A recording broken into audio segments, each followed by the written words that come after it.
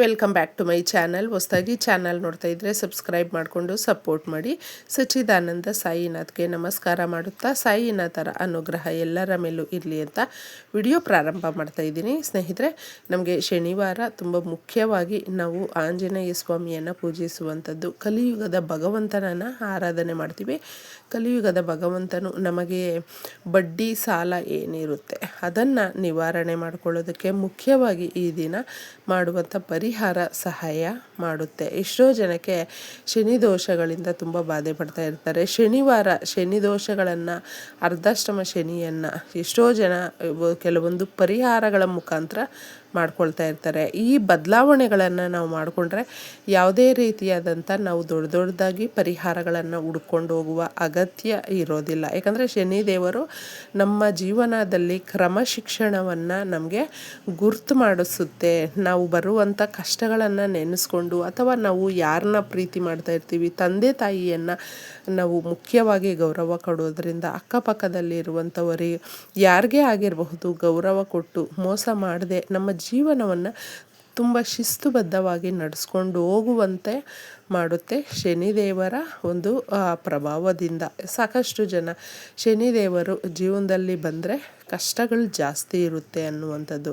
ಆದರೆ ಆ ಕಷ್ಟಗಳು ಬಂದಾಗ ನಮಗೆ ಗೊತ್ತಾಗುತ್ತೆ ನಮ್ಮವರೇ ಯಾರು, ತಮ್ಮವರೇ ಯಾರು, ಯಾರಿರ್ತಾರೆ ನಮ್ಮ ಜೊತೆ, ಯಾರು ಇರೋದಿಲ್ಲ. ಇದೆಲ್ಲವೂ ತೋರಿಸ್ಕೊಡುವಂಥದ್ದು ಕಷ್ಟದಲ್ಲೇ. ಸುಖದಲ್ಲಿದ್ದಾಗ ಗೊತ್ತಾಗೋದಿಲ್ಲ. ಅದಕ್ಕೋಸ್ಕರ ಶನಿವಾರದ ದಿನಗಳಲ್ಲಿ ಮುಖ್ಯವಾಗಿ ಕಲ್ಲುಪ್ಪಿನ ಪರಿಹಾರವನ್ನು ಮಾಡಿಕೊಂಡ್ರೆ ಮನೆ ಕಟ್ಟುವಂಥ ಯೋಗ ಕೂಡಿ ಬರುತ್ತೆ. ಎಷ್ಟೋ ಜನ ಬಾಡಿಗೆ ಮನೆಗಳಲ್ಲಿ ಒದ್ದಾಡ್ತಾ ಇರ್ತಾರೆ, ಅಥವಾ ಇನ್ನೊಂದು ಸ್ವಂತ ಮನೆ ಮಾಡ್ಕೊಳ್ಬೇಕು ಅನ್ನುವಂಥ ಯೋಗ ಕೂಡಿ ಬರಬೇಕು ಅನ್ನೋದಕ್ಕೆ ಇದು ಪರಿಹಾರ ತುಂಬ ಸೂಕ್ತವಾಗಿರುತ್ತೆ. ಶನಿವಾರ ನಾವು ಈ ಪರಿಹಾರಗಳನ್ನು ಮಾಡಿಕೊಂಡ್ರೆ ಕಲಿಯುಗದ ಭಗವಂತನು ನಮಗೆ ನಾವು ಬಡ್ಡಿಯನ್ನು ಕಟ್ಟೋದಕ್ಕಾಗದೆ, ಅಂದರೆ ಸಾಲ ತೀರಿಸೋದಕ್ಕಾಗದೆ ಸಾಲ ಜಾಸ್ತಿ ಮಾಡ್ಕೊಂಡಿರ್ತೀವಿ, ಅದರಲ್ಲಿ ಬಡ್ಡಿ ಬೆಳ್ಕೊಳ್ತಾ ಹೋಗ್ತಾ ಇರುತ್ತೆ. ಅದನ್ನು ನಿವಾರಣೆ ಮಾಡ್ಕೊಳ್ಳೋದಕ್ಕೆ ಸಂಪತ್ತಿಗೆ ಅಧಿದೇವತೆ ಆಗಿರುವಂಥ ಶ್ರೀ ಮಹಾಲಕ್ಷ್ಮಿಯನ್ನು ನಾವು ಒಲಿಸ್ಕೊಳ್ಳೋದಕ್ಕೆ, ಶ್ರೀ ಮಹಾಲಕ್ಷ್ಮಿ ಸುಮ್ಮನೆ ಬರೋದಿಲ್ಲ ಸ್ನೇಹಿತರೆ. ಯಾರು ವಿಷ್ಣು ಸಮೇತ ಲಕ್ಷ್ಮೀ ದೇವಿಯನ್ನು ಕರೀತಾರೋ, ಆ ಪರಿಹಾರಗಳನ್ನು ಮಾಡ್ಕೊಳ್ತಾರೋ ಅವ್ರ ಮನೆಗೆ ತಪ್ಪದೆ ತಾಯಿ ಬರ್ತಾಳೆ. ಅದಕ್ಕೋಸ್ಕರ ಯಾವಾಗಲೂ ಶನಿವಾರ ಮಾಡುವಂಥ ಪರಿಹಾರಗಳು ಬೇಗ ನಮ್ಮ ಜೀವನದ ದಿಕ್ಕನ್ನು ಬದಲಿಸುತ್ತೆ. ಒಂದು ಕಡೆ ಹೋಗ್ತಾ ಇದೆ ನಮ್ಮ ಜೀವನ, ಏನು ಮುಟ್ಟುತ್ತಾ ಇದೆ ಅಂತ ಗೊತ್ತಾಗೋದಿಲ್ಲ. ಬರೀ ಕಷ್ಟಗಳು, ಬರೀ ನೋವು, ಕಣ್ಣೀರು, ದರಿದ್ರ, ಅವಮಾನ ನೋಡೋದಕ್ಕಾಗ್ತಾ ಇಲ್ಲ. ಇದೆಲ್ಲವೂ ಸಹಿಸಿ ಸಾಕಾಗಿದೆ, ನಮ್ಮ ಜೀವನ ಬೆಂಡಾಗಿದೆ, ಬೇಡಪ್ಪ ಅನ್ನೋ ಥರ ನಿಜವಾಗ್ಲೂ ಕಾಡಿಸ್ಬಿಟ್ಟಿರುತ್ತೆ. ಇದನ್ನೆಲ್ಲವೂ ನಾವು ಯಾಕೆ ಹೇಳ್ತಾ ಇದ್ದೀವಿ ಅಂದರೆ, ಆ ಕಷ್ಟಗಳು ಈ ಮಾತನ್ನು ನಮಗೆ ನಮ್ಮ ಬಾಯಿಯಿಂದ ಬರೆಸುತ್ತೆ ಸ್ನೇಹಿತರೆ. ಕೈಗೆ ಬಂದುಬಿಟ್ಟಿದೆ, ಆ ಕೋರಿಕೆಗಳೆಲ್ಲ ನೆರವೇರ್ತಾ ಇದೆ, ನಮ್ಮ ಕಷ್ಟಗಳು ತೀರುವಂಥ ದಿನ ಬಂದಿದೆ ಅಂತ ನಾವು ಸಂತೋಷ ಪಡುವ ಒಂದೇ ನಿಮಿಷದಲ್ಲೇ ಮತ್ತೆ ಆ ಬಾಧೆ, ಆ ಕಣ್ಣೀರು ರಿಪೀಟ್ ಆಗ್ತಾ ಇರುತ್ತೆ. ಇದು ಪದೇ ಪದೇ ಮನುಷ್ಯನಿಗೆ ಏನಾದರೂ ಆಗ್ತಾ ಇದ್ದರೆ, ಅವ್ರ ಜೀವನದಲ್ಲಿ ಈ ಥರ ರಿಪೀಟ್ ಆಗ್ತಾ ಇದ್ದರೆ ನೀವೇನು ಇದು ಮಾಡ್ಕೊಳ್ದೆ ನೋಡಿ, ಈ ಪರಿಹಾರಗಳನ್ನು ಮಾಡ್ಕೊಳ್ಳಿ. ನಮ್ಮ ಹಿರಿಯರಿಗೆ ಮೊದಲೇ ಗೊತ್ತಿತ್ತು ಸ್ನೇಹಿತರೆ. ನಾವು ಯಾವಾಗಲೂ ಅಷ್ಟೇ ಈಗ ತುಂಬ ಫಾಸ್ಟಾಗಿ ಶ್ರೀಮಂತರಾಗಬೇಕು, ಕೈಗೆ ದುಡ್ಡು ಬಂದುಬಿಡಬೇಕು, ನಾವು ಎಲ್ಲವೂ ಕೂಡ ನಮಗೆ ಕೇಳಿದ ತಕ್ಷಣ ಪಟ್ಟಂತ ಸಿಕ್ಬಿಡಬೇಕು ಅನ್ನುವಂಥ ಆಸೆ, ಕೋರಿಕೆಗಳು ಜಾಸ್ತಿ ಕಲಿಯುಗದಲ್ಲಿ ಮನುಷ್ಯನಿಗೆ.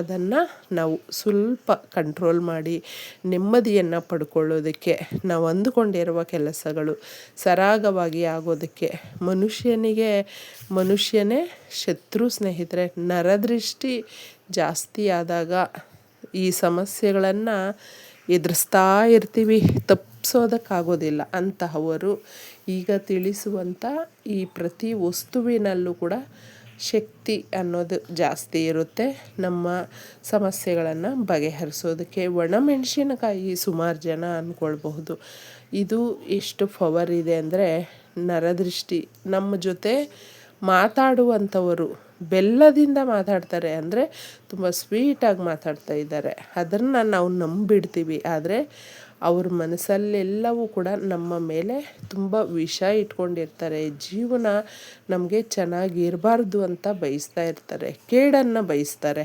ಅದನ್ನು ನಾವು ಹೋಗ್ಲಾಡ್ಸೋದಕ್ಕೆ ಈ ಸಣ್ಣ ಪರಿಹಾರ ಮಾಡ್ಕೊಳ್ಳಿ. ಏಕೆಂದರೆ ದುಡಿತಾ ಇದ್ದೀವಿ, ಆರೋಗ್ಯವಾಗಿದ್ದೀವಿ, ಆದರೂ ಯಾಕೆ ಈ ಕಷ್ಟಗಳು ನಮಗೆ ಪದೇ ಪದೇ ಬರ್ತಾಯಿದೆ ಗೊತ್ತಾಗ್ತಾ ಇಲ್ಲ ಅನ್ನುವಂಥವರು ಸಿಂಪಲ್ಲಾಗಿ ಗಾಜಿನ ಲೋಟ ತಗೊಂಡು ಶುದ್ಧವಾದಂಥ ನೀರನ್ನು ಇದಕ್ಕೆ ಹಾಕ್ಕೊಳ್ಬೇಕು.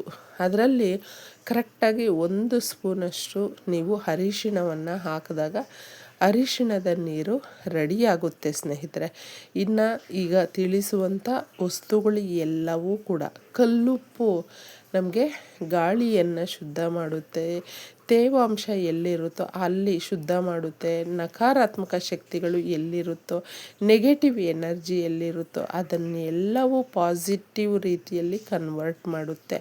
ಅಷ್ಟು ಶಕ್ತಿದಾಯಕವಾಗಿರುವಂಥದ್ದು. 1 ರೂಪಾಯಿಗೂ ಕಷ್ಟಪಡ್ತಾ ಇದ್ದೀವಿ ಅನ್ನುವಂಥವರು ಕಲ್ಲುಪ್ಪಿನ ಪರಿಹಾರ, ಕಲ್ಲುಪ್ಪನ್ನು ನಾವು ಬಳಸಬೇಕು. ಸಮುದ್ರ ಗರ್ಭದಲ್ಲಿ ಶ್ರೀ ಮಹಾಲಕ್ಷ್ಮಿ ಜೊತೆ ಬಂದಿರುವಂಥದ್ದು, ಸಂಪತ್ತಿಗೆ ಅಧಿದೇವತೆ ಲಕ್ಷ್ಮೀ ದೇವಿ. ಆ ತಾಯಿಯನ್ನು ನಾವು ಹೋಲಿಸ್ಕೊಳ್ಬೇಕು ಅಂದರೆ ಈ ಪರಿಹಾರ ತುಂಬ ಸೂಕ್ತವಾಗಿರುತ್ತೆ. ಅಷ್ಟು ಉಪ್ಪನ್ನು ಚಿಕ್ಕದಾಗಿ 1 ಹಿಡಿಯಷ್ಟು ಹಾಕಿದ್ರೂ ಆಯಿತು. ಇಲ್ಲಾಂದರೆ 1 ಸ್ಪೂನಷ್ಟು, 1 ದೊಡ್ಡ ಸ್ಪೂನಷ್ಟು ನೀವು ಕಲ್ಲುಪ್ಪನ್ನು ಹಾಕಿ. ಒಣಮೆಣಸಿನಕಾಯಿ ಅನ್ನುವಂಥದ್ದು ನರದೃಷ್ಟಿಯನ್ನು ಮುಖ್ಯವಾಗಿ ತೆಗೆಯುವ ಕೆಲಸ ಮಾಡುತ್ತೆ. 2 ಒಣಮೆಣಸನ್ನು ನೀವು ಆ ತುದಿ ಏನು ಮುರಿದೆ ಕ್ಲೀನಾಗಿ ಅದನ್ನು ಹಾಕ್ಕೊಳ್ಳಿ. ಬೆಳ್ಳುಳ್ಳಿ ಎಸಳು ಅನ್ನುವಂಥದ್ದು ಸುಮಾರು ಜನಕ್ಕೆ ಬೆಳ್ಳುಳ್ಳಿಯನ್ನು ಏನಕ್ಕೆ ನಾವು ಬಳಸ್ಕೊಳ್ತೀವಿ ಅನ್ನೋದು ಗೊತ್ತಿರೋದಿಲ್ಲ. ಎಷ್ಟೋ ಜನಕ್ಕೆ ನಮ್ಮ ಯಜಮಾನರು ನಮ್ಮ ಮಾತು ಕೇಳೋದಿಲ್ಲ, ಅಡ್ಡದಾರಿ ಹಿಡ್ದಿದ್ದಾರೆ, ಸಂಬಳ ಸರಿಯಾಗಿ ತಂದು ಕೊಡೋದಿಲ್ಲ, ಸಂಸಾರ ನಡೆಸೋದಿಲ್ಲ, ಕಷ್ಟಕ್ಕಾಗೋದಿಲ್ಲ, ಏನೂ ಇಲ್ಲ, ನಾವೇ ತೊಂದರೆ ಪಡ್ತಾ ಇದ್ದೀವಿ ಅನ್ನುವಂಥ ಹೆಣ್ಮಕ್ಳು ಹೇಳ್ಕೊಳ್ಳೋದಕ್ಕಾಗೋದಿಲ್ಲ. ಸೀದಾ ಇದನ್ನು ಬಳಸಿ ನೋಡಿ, ಮತ್ತು ಅವರು ನಿಮ್ಮ ಜೊತೆ, ನಿಮ್ಮ ಮಕ್ಕಳ ಜೊತೆ, ನಿಮ್ಮ ಸಂಸಾರ, ನಿಮ್ಮ ಕುಟುಂಬ ಅಂತ ಎಷ್ಟು ಪ್ರೀತಿಯಿಂದ ಇರ್ತಾರೆ. ಇದನ್ನೆಲ್ಲವೂ ಬಳಸಿ ಪೂರ್ತಿಯಾಗಿ ನಮ್ಮ ಮನೆಯಲ್ಲಿ ಗಾಳಿ ಆಡದೇ ಇರುವಂಥ ಜಾಗನೂ ಇರುತ್ತೆ. ಗಾಳಿ ಬೆಳಕು ಯಾವ ಜಾಗದಲ್ಲಿ ಇರೋದಿಲ್ವೋ ಆ ಜಾಗದಲ್ಲಿ ನಕಾರಾತ್ಮಕ ಶಕ್ತಿಗಳು ತುಂಬ ಇರುತ್ತೆ. ಈ ಗಾಜಿನ ಲೋಟವನ್ನು ಹಿಡ್ಕೊಂಡು ಓಡಾಡಬೇಕು. ಪ್ರತಿ ಕೋಣೆಯಲ್ಲೂ ಕೂಡ ಇದನ್ನು ಓಡಾಡಿಸಿದಾಗ ನೆಗೆಟಿವ್ ಆ ಕತ್ಲನ್ನು, ಬ್ಲ್ಯಾಕ್ ಏನಿರುತ್ತೋ ಅದನ್ನೆಲ್ಲವೂ ಎಳ್ಕೊಳ್ಳುವಂಥ ಕೆಲಸ ಇದು ತಪ್ಪದೇ ಮಾಡುತ್ತೆ ಸ್ನೇಹಿತರೆ. ಆದರೆ ನಮಗೆ ಅದರ ಅನುಭವ ಅನ್ನುವಂಥದ್ದು ಪರಿಹಾರ ಮಾಡ್ಕೊಂಡ ಮೇಲೆ ಗೊತ್ತಾಗುತ್ತೆ. ಸೀದಾ ತಗೊಂಡೋಗಿ ಓಡಾಡಿಸಿ ನೀವು ಇದನ್ನು ಚರಂಡಿ ನೀರಿಗೆ ಹಾಕ್ಬಿಟ್ಟು ಬನ್ನಿ. ಇಷ್ಟು ಸುಲಭವಾಗಿ ಮಾಡ್ಕೊಳ್ಳಿ.